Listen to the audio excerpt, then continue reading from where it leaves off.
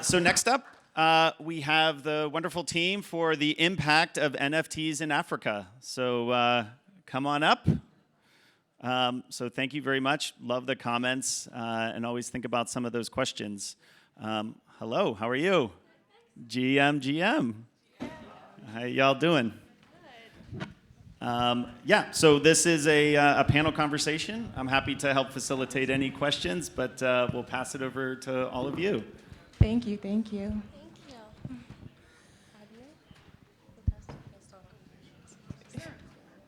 Sorry? Is there a clicker for the slides? Oh, yeah. There we go. Yep. Perfect. I think the green button, so it should advance it. Yep.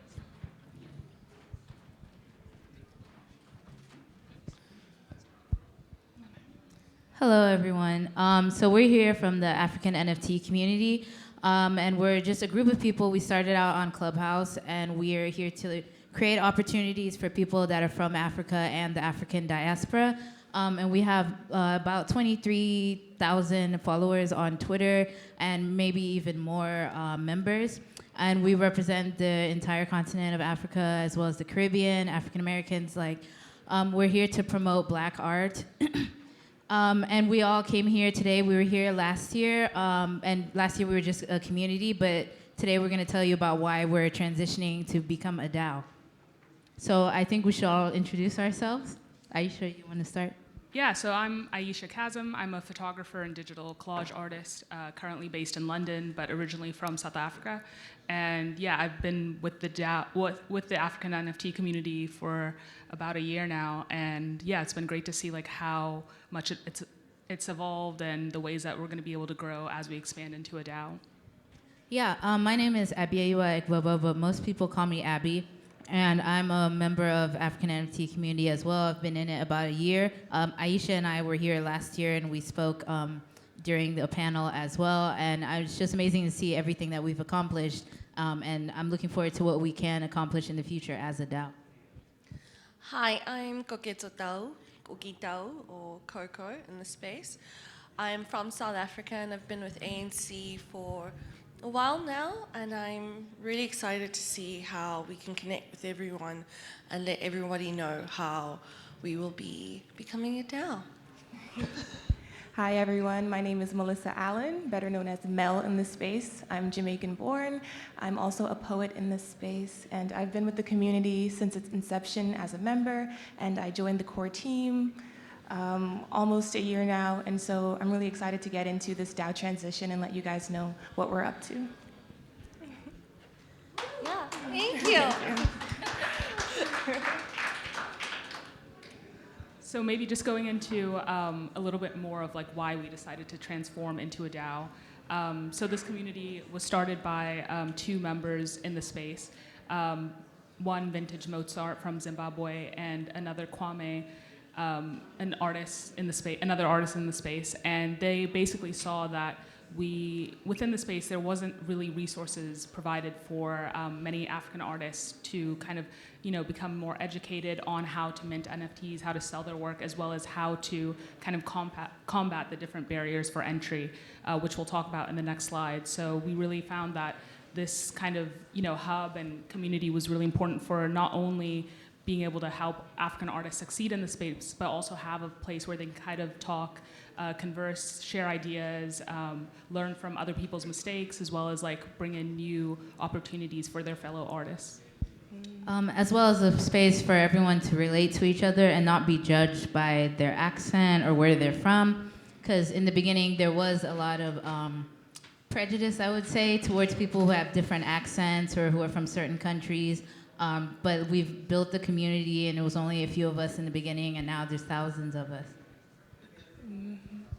Yeah, definitely, and it actually assisted us in ensuring that we helped onboard artists, because one of our barriers in Africa is actually getting artists on crypto platforms, because in most countries it's hard to access Ethereum or other type of cryptocurrencies. So we work on actually assisting them or helping them to mint for free through Rarible, and yeah, that's some of the things we have been able to do. Yeah, and that played into our decision to become a DAO. We want to make sure that as our community scales, as Abby was saying, exponentially since last year, we want to make sure that everyone has a voice in the community so we can take care of their particular needs, because if we're not intentional about making sure that everyone has access to the door, then it doesn't really matter if the door's open, kind of thing. So yeah, that was a big, big factor in our decision to become a DAO and to give everyone voting rights essentially in all the decisions that we make and all our future endeavors going forward. Yeah, just going off of that too, a lot of the things in the space that we kind of take for granted are difficult for some artists who may not live in the U.S., for example, to access. We think of platforms such as Twitter, Discord.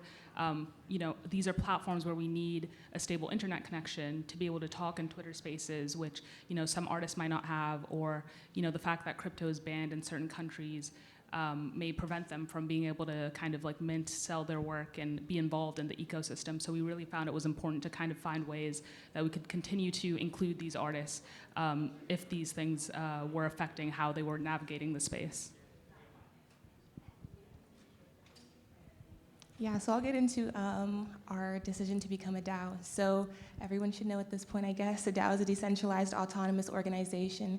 And as I mentioned before, the key factor there for us is allowing everyone to have a voice and to be a part of this horizontal structure where we can allow everyone to contribute from their various nations into what we will become in the future, so that we're catering to our community.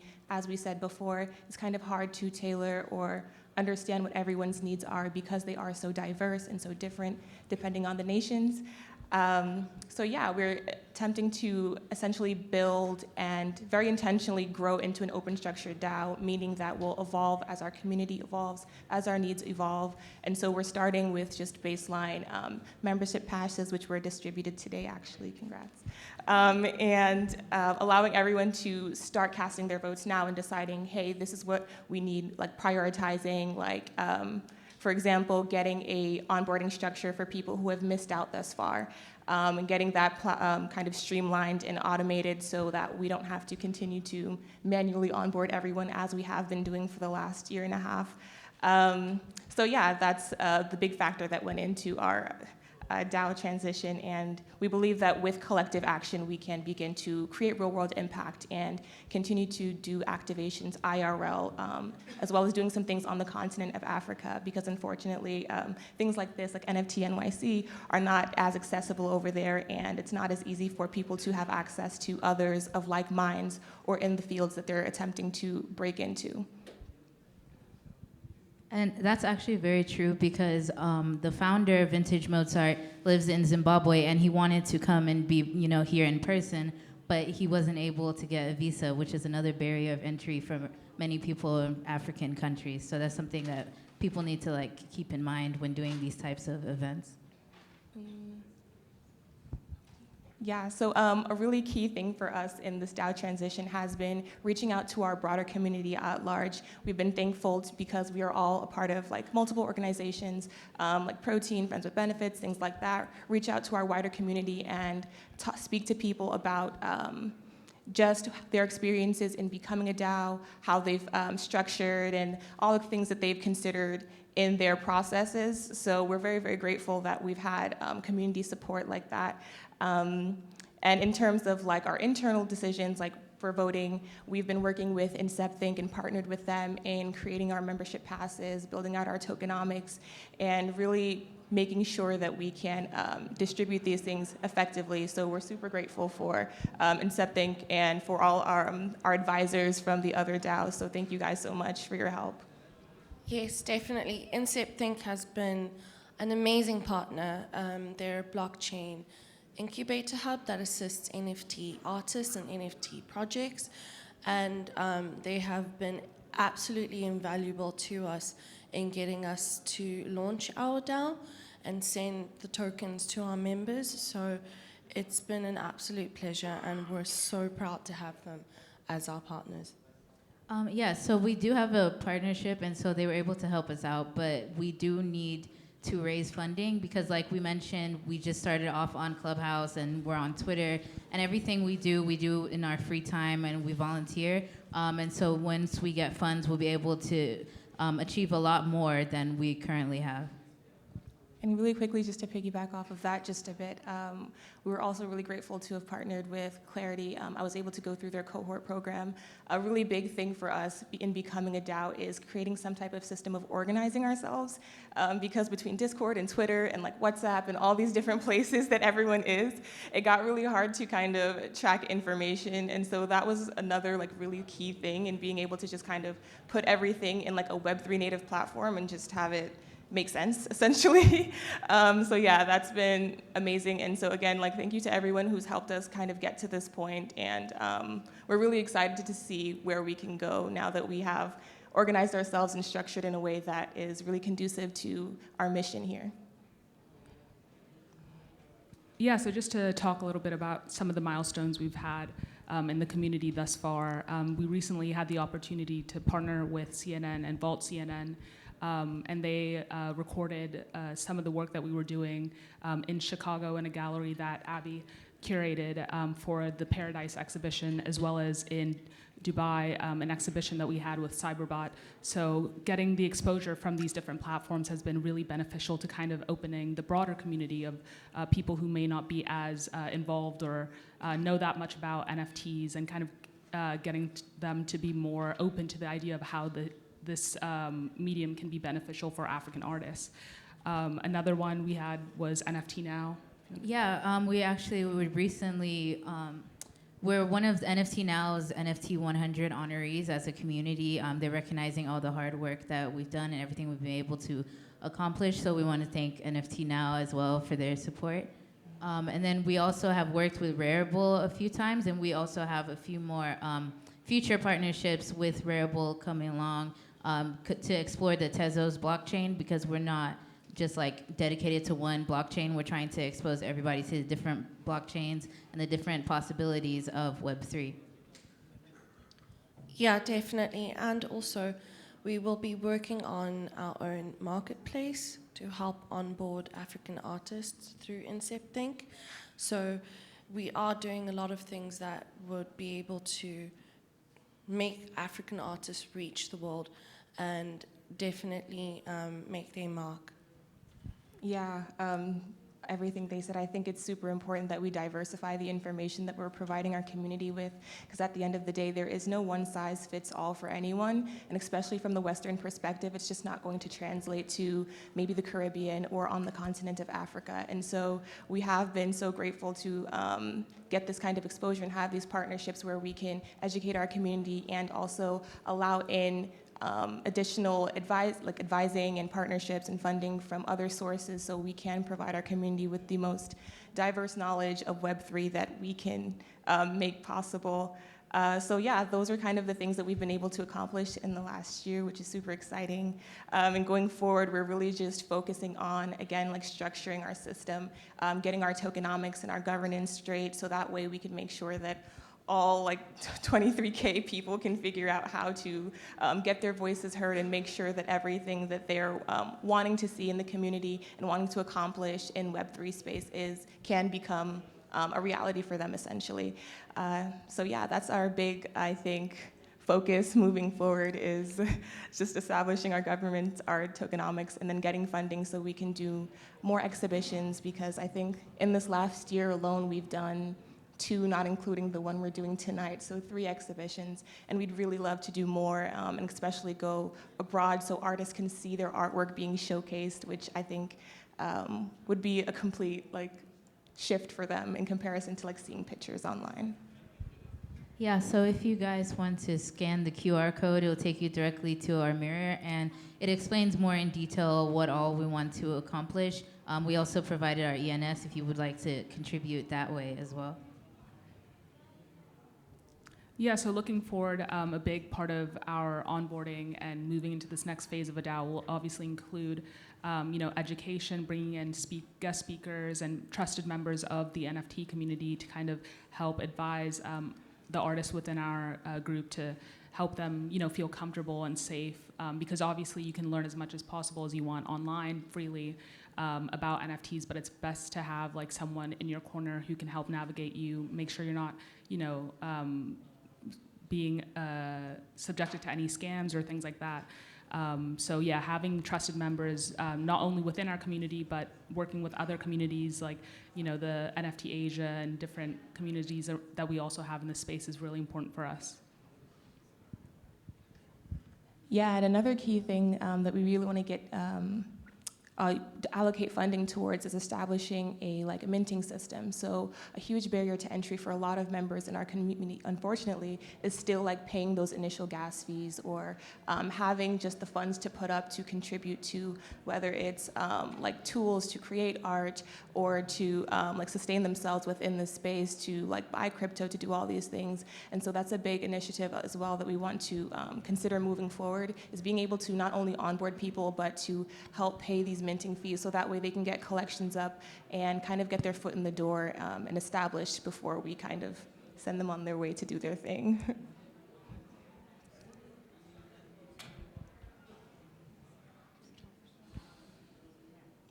So maybe now we can take some questions, if anyone has any. So is primarily just going to be art, or is it just primarily going to be art, or I guess looking forward, what about gaming or music, or what's going on with that, or your focus on art and curating galleries and virtual and I guess in real life and things like that? Yeah, sorry. Our community did start with NFTs as well. I think that it was an easier entry point for a lot of people, being able to create digital art or to, I'm a poet, doing writing and things like that. But we have been able to broaden our spectrums gratefully. We've gotten into AR, VR gaming, and as well as with this DAO transition, we're also educating our community as we are becoming a DAO. So that way they can have a concept of what's going on in the broader space, what's going on with crypto as a whole. So it's not just NFTs, but that has been the easiest entry point for a lot of members in our community. And just to answer, you'll find that most of our artists are involved in VR and gaming. So it's not just a limited scope. So when we say art, we say people who are innovators. So what we're doing is we're actually trying to, push and elevate innovators when we say artists. Very. So my name is Joseph Shawumi, by the way, and I'm African, I'm Nigerian. And one of the problems that we see coming out of Africa is the role of government in providing leadership. So I would think that one of the things that we would be looking to focus on is DGov. How can we collaborate? How can we solve problems that Africans have using blockchain to get around government bureaucracies? Yeah, that's super interesting. And I can speak in a broader sense. So because we serve the entire continent of Africa, it is a bit harder to key in on specific countries, especially when it comes to government structures. We are just now becoming a DAO, and we can't necessarily say that we can override anything that's going on within the countries and things like that. We would love to partner with people who are doing these initiatives in order to make things easier for the artists in our community and for them to better their communities as a whole. But at the moment, we haven't been able to really focus in on any one specific nation, and especially when it comes to government issues, those are very, very tricky, and it kind of gets dicey. And so, yeah, hopefully in the future, that's something that we can look into partnering with somebody on, but it isn't an initiative right now that's kind of on the top of our list. Yeah, but I can say, as a South African, it is a little jarring to have to deal with, different governments and different governance issues, but it is something that we will be looking to partner with people in the future. So if you are available and you do know how to, overcome those issues, we'd be more than happy to speak to you. And yeah, we represent the continent, but there are also subgroups that formed from our group. So there's a Nigerian NFT community, Kenya, Southern African, different groups that are focusing on the specific things while we cover the broader scope and the diaspora. Hi, my name is Stefan. I'm curious, long-term vision with the DAO, would you ever see yourselves kind of creating physical spaces in different places for people, a hub of creation for people to kind of get the education, go through the process of minting the NFTs, sell them, the whole process? Yeah, I definitely think that's something we would love to expand into later down the line as we raise funding. Having these spaces as an African NFT community as a whole is obviously important, but we want to have spaces as well for community members to feel safe within their different countries. So looking at the work that the Kenyan NFT community has done, I think it was just a couple months ago, they had their first large-scale meetup where 200 people came and were able to network and talk and attend panels for 1 to 2 days. And we saw through that how important it is to not only have those spaces online, within Twitter and Discord and things, but having those meetings face to face, getting to feel comfortable talking to your peers and collaborating, expanding your ideas. So I think for us, definitely in the future, having permanent bases around the world would be ideal for people to be able to build and find collaborators that they may not otherwise come across in the space. Yeah, definitely. And you'll find that in terms of our reach, we do have a lot of members on the African continent that people actually touch base with. I've met a lot of artists in South Africa, so we do have people in almost each country that people do touch base with. So it will grow. I've actually got one question if they're just seeing any other hands up. I'd love to hear a little bit more about the community right now. It was so fantastic. I think you said, 23,000? And how does the process work? How do you convene them right now? Is it through Discord chat? Is it through a Twitter Spaces? What are the touch points for that community through, say, just a standard week? Yeah, so it's actually a little bit of everything, which is why organization has been so important and so key for us. So we want to meet people where they're at and where they have access to. And so we convene on Twitter Spaces. We do weekly Twitter Spaces, onboarding spaces, as well as hangout spaces and things like that. We have a Discord channel that's open to our community where we talk about everything from opportunities, blockchains, just chit chats and check-ins, memes, of course, just a little bit of everything there. So yeah, across Twitter, Discord, Clubhouse, those are pretty much our touch points, our key touch points at this point, I'd say. And I would imagine to get involved and just start to participate in each of those, Twitter Spaces, Discords, et cetera. Are there any other ways? DM you? How does it work? Yeah, people can just come to our intro spaces on Monday on Twitter, or you can just DM us. We can send you a link to the Discord, and you introduce yourself and get to know the community, and that's how you get to be part of the different opportunities that we have. But we did just create a membership pass as we become a DAO. So now there's going to be an application process just so that we can go through and make sure we know every single person, and we can dedicate time to helping everybody out in Web3. And then for the artists that you work with, I believe, did you say the current marketplace is on Rarible? Is that right? Or how do we find the breadth and depth of the artists that you work with? We're kind of on we're on every marketplace, but we are in talks with Rarible to do an official partnership. But we recently had Africa Day on Super Rare. Our artists are literally on every platform. And we also have an artist directory that's linked on our Twitter. I believe it's our pinned tweet. It has been for a long time. Since our community is so robust, we want to make sure that we're able to kind of showcase them in a way that's accessible for everyone else who's looking in for artists. Okay. Any other questions or thoughts? All right. Well, thank you so much. Please put your hands together. Thank you. The importance of NFTs in Africa.